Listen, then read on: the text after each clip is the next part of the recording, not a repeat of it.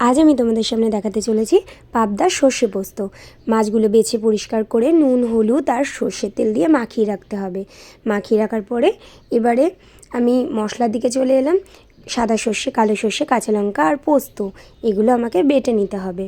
আর এবারে চলে যাচ্ছি, এগুলো বাটাবাটি আমি করব। এবারে চলে যাচ্ছি, কড়াই বসিয়ে দিচ্ছি গ্যাসে এবার কড়াইটা বসিয়ে দিয়েছি। আর এদিকে মাছগুলো আমি মেখে রেখে দিয়েছিলাম। এবারে কড়াইয়ের মধ্যে আমি সর্ষের তেল দিয়ে দিচ্ছি কিছুটা পরিমাণে। এই মাছগুলো জানো তো খুব ফাটে, পাবদা মাছ ভীষণ ফাটে, ওই জন্য ঢাকা দিয়ে দিয়ে ভাজতে হয়।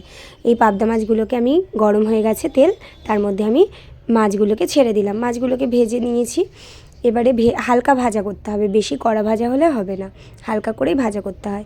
কিন্তু আমার এই দেখো বন্ধুরা, আমার এই লাস্টের মাছ দুটো এত কড়া ভাজা হয়ে গেছে, খুলতে দেরি হয়ে গেছে ঢাকাটা, আর ভাজা করা হয়ে গেছে।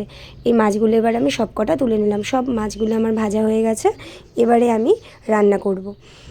এই মাছ ভাজার তেলের মধ্যেই দিয়ে দেব আমি কালো জিরে, কিছুটা পরিমাণে কালো জিরে দিয়ে দিলাম। এবারে আমি দেব হচ্ছে কাঁচা লঙ্কা চিড়ে দিয়ে দিলাম এর মধ্যে। এটা এবার নাড়াচাড়া করলাম, কালো জিরে কাঁচা লঙ্কাটা নাড়াচাড়া করার পরে এবারে আমি দিয়ে দিচ্ছি কিছুটা কুচানো টমেটো। এবার কুচানো টমেটো দিয়ে বেশ কিছুক্ষণ নাড়াচাড়া করছি, টমেটোগুলো গলে যাবে তাহলে। এবারে এর মধ্যে আমি দিয়ে দেবো স্বাদ মতন নুন, আর তারপরে দিয়ে দেবো স্বাদ মতন হলুদ গুঁড়ো। দেখো টমেটোটা বেশ ভালোই গলে এসছে, টমেটোটা পুরো ভালোই গলে গেছে। এবারে আমি এগুলোকে নাড়াচাড়া করে নুন হলুদ ভালো করে মশলাটা মিশিয়ে নিয়ে এবারে এর মধ্যে আমি দিয়ে দেবো বাটা মশলাগুলো, সাদা সর্ষে, কালো সর্ষে, পোস্ত আর কাঁচা লঙ্কা। এই বাটা মশলাগুলো এর মধ্যে আমি অ্যাড করে দিচ্ছি। এই বাটা মশলাগুলো দিয়ে বেশ করে ওই মশলাটা কষাতে হবে। ভালো করে নাড়াচাড়া করার পরে কিছুটা পরিমাণে অল্প একটু জল দিয়ে দিতে হবে। মশলাগুলো বেশ করে নাড়াচাড়া করেছি, তেল ছেড়ে গেছে, জলও দিয়ে দিয়েছি কিছুটা পরিমাণে। আর একটু জল দিয়ে দিচ্ছি, কারণ অতগুলো মাছ তো, মাছগুলো তো একটু ঝোলটা যখন ফুটে ফুটে আসবে, ভালো এই ঝোল হয়ে গেছে। আর মাছগুলো ভাজাও এদিকে আমার রেডি। এবার ঝোলটা যখন টকবক করে ফুটে যাবে, আর এদিকে দেখো বন্ধুরা, আমাদের নিরামিষ তরকারি হয়েছে, পটল আলুর নিরামিষ তরকারি। ওদিকে মাছ চলছে, এদিকে নিরামিষ তরকারি।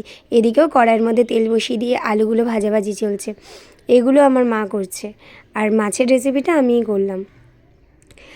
আর ওইদিকে এবারে টকবক করে যখন ফুটে যাবে, এদিকে আলুটা ভাজছে, নিরামিষ পটল আলুর তরকারি হবে বলে।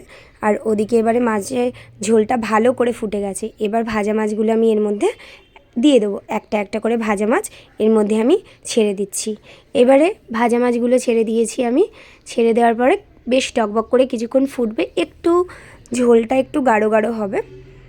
গাঢ় গাঢ় হলে নুন ঠিকঠাক আছে কি না, ঝাল নুন এগুলো একটুখানি দেখে নামিয়ে নিতে হবে। দেখো ঝোলটা গাঢ় গাঢ় হয়ে গেছে।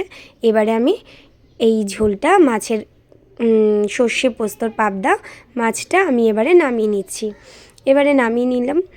আর এর মধ্যে একটা জিনিস জানো তো, সর্ষে আর পোস্ত দিয়ে যে কোনো রান্না করলে এর মধ্যে একটুখানি কাঁচা সর্ষে তেল দিতে হয়।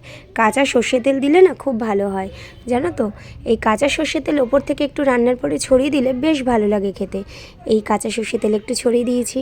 আর আমাদের এই যে সর্ষে পোস্ত পাবদা মাছ রেডি। দেখো কত সুন্দর লাগছে বন্ধুরা, তোমরাও এইভাবে করে খেও। এদিকে ধোয়া ওঠা গরম ভাত, আর ওদিকে আমার সর্ষে পোস্ত পাবদা মাছ রেডি। আর তার মধ্যে আরও কী কী রান্না হয়েছে তোমাদের দেখাচ্ছি। ডাল হয়েছে, পাতলা করে ডাল, গন্ধরাজ লেবু, আর এদিকে আলু পটল, নিরামিষ আলু পটলের তরকারি। যা যা রান্না হয়েছে আজকের মতো আমি তোমাদের সবাইকে দেখিয়ে দিলাম।